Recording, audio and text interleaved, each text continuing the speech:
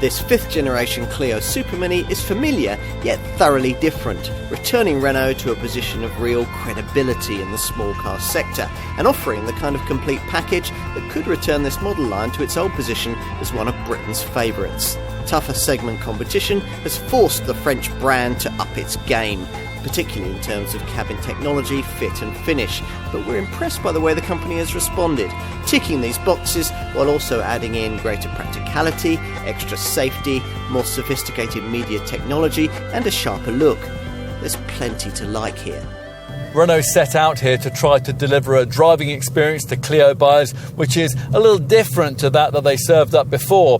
Now, previous models had something of a comfort focus, but with this 5th generation design, the brand has sought to combine that with a little of the alert feel that you get in this segment from cars like Ford's Fiesta. It would be asking a little much for the company to absolutely nail this demanding brief at its first proper attempt, but it has got reasonably close. A little of what we might call Clio-ness has been sacrificed in the process. This car no longer cruises over bumps with quite the ease of its predecessor.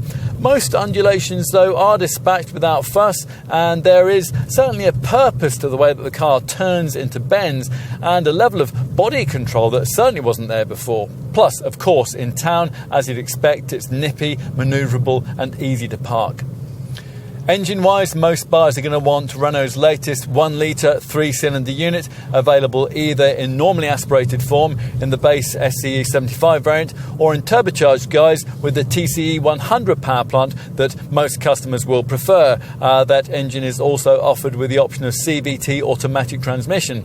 With forced induction, this 999cc power plant feels agreeably eager, and it's decently economical too. It delivers 54.3 mpg on the WLTP combined cycle and 99 grams per kilometre of NEDC rated CO2. If you want to do better, there's a blue DCI 85 1.5 litre diesel model, or you can ask your dealer about an E-Tech self-charging full hybrid variant which mates a 1.6 litre petrol engine to a clever multi-mode auto gearbox and a pair of electric motors powered by a 1.2 kilowatt-hour lithium-ion battery.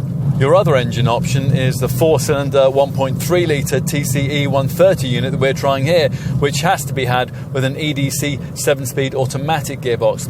Whatever power plant you select, refinement is excellent by segment standards, very nearly class leading, and that's enough to make this Renault a very pleasurable companion on the kind of longer journeys that you might normally expect to find a touch wearing in such a small car.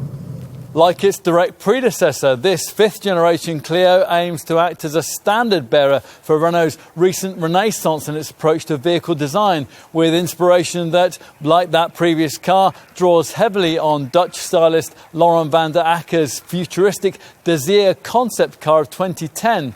This means at first glance you might think it very similar to that Mark IV model, the same pinched waistline door mouldings, the same uptoned rear window sills, the same one-box silhouette. The profile window aperture is actually identical to that of the previous model. But look closer. For a start, this is the rarest of things, a replacement car which is actually smaller than its predecessor, although not by very much. And beneath the skin, around 85% of all the stuff that you can't see has been completely redesigned. In short, this is about as different as an all-new car tends to get these days.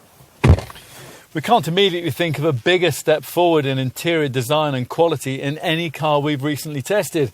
That feeling of second-class citizenship that was delivered by previous Clio cabins is well and truly banished here in favour of soft-touch trimming, tactile touch points, and a distinctly Audi-esque feel to parts of this completely revitalised design, particularly this fascia-wide ventilation strake and the circular ventilation dials that sit midway down the centre stack. Smart piano key switches featured just above, plus various satin-finished metal embellishments and the redesigned, more enveloping seats both also play their part in helping to push this car a little more upmarket. Jump out of a Fiesta, a Corsa or something Korean into one of these and you'd feel like you've been upgraded to business class. Various screens, of course, help with the whole more sophisticated demeanour, particularly this central EasyLink portrait display, and that's available in either 7-inch or, as in this case, 9.3-inch forms.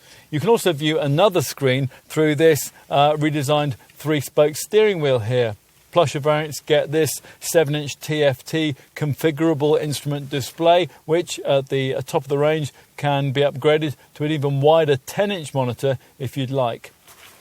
So let's take a seat in the back. These thinner front seat backs have apparently freed up an extra 26mm of extra knee room in this 5th generation model. But even so, one tallish adult can still only just about sit behind another, and you wouldn't really be wanting to do that for very long. Room for knees and legs is at something of a premium. But does that matter, given that for the majority of buyers, these rear seats will be used only occasionally for adults and more regularly for children?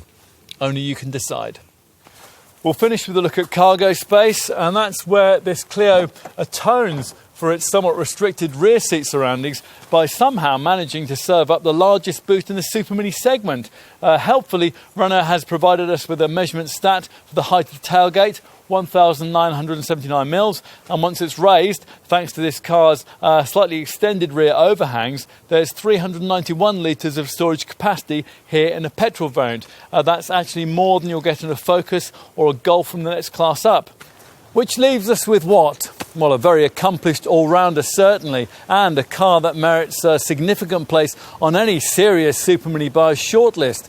In driving it, we were reminded of something a recently disgraced former Renault chief executive once said: "There's nothing wrong with any car company that good cars won't fix." This is undoubtedly one of those. Good enough to reawaken British interest in the Clio? Possibly not, but you've watched this film, you know better.